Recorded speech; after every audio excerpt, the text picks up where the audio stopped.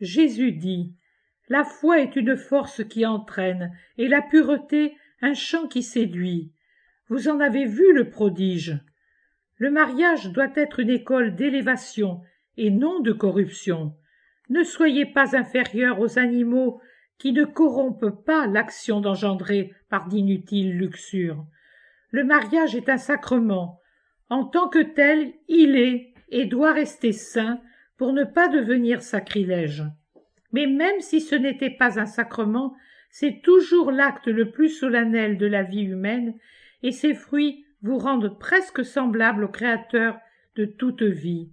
Comme tel, il doit au moins s'inscrire dans une morale humaine saine. S'il n'en est pas ainsi, cela devient un délit et de la luxure.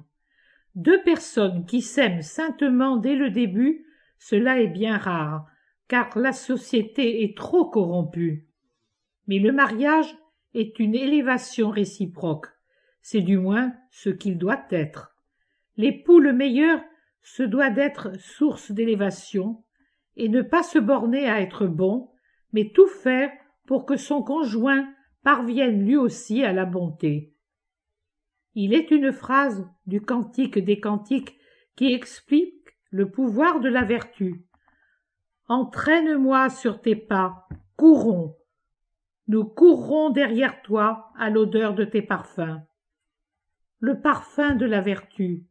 Cécile n'en a pas utilisé d'autres. Elle n'est pas allée vers Valérien avec des menaces ou de la condescendance. Elle s'est avancée vers lui, comme une épouse qui va être présentée au roi, tout imprégnée de ses mérites, comme d'autant d'huile parfumée. C'est ainsi qu'elle a entraîné Valérien vers le bien. « Entraîne-moi sur tes pas », m'a-t-elle répété sa vie durant, et en particulier à l'heure où elle s'avançait vers ses noces. Elle était perdue en moi, au point de n'être plus qu'une partie du Christ. De même que le Christ est tout entier dans un fragment d'hostie, j'étais dans cette Vierge, agissant et sanctifiant comme si je me trouvais de nouveau sur les routes du monde. Entraîne-moi sur tes pas, pour que Valérien te sente à travers moi, et nous, voici le véritable amour de l'épouse, nous courrons derrière toi. Elle ne se borne pas à dire « et je courrai derrière toi parce que je ne peux plus vivre sans te sentir ». Elle veut que son conjoint court avec elle vers Dieu et qu'il soit lui aussi saintement nostalgique de l'odeur du Christ. Et elle y parvient. Comme le capitaine d'un navire envahi par les vagues, le monde, elle sauve ceux qui lui sont le plus chers et est la dernière à abandonner le bateau, seulement quand un port paisible leur est déjà ouvert. Alors seulement sa tâche est terminée. Il ne reste qu'à témoigner encore de sa foi dans l'au-delà. Il n'est plus besoin de larmes. Celle-ci n'était due qu'à l'anxiété amoureuse pour les deux hommes qui marchaient vers le martyre et qui, en tant qu'êtres humains, pouvaient être tentés d'abjurer.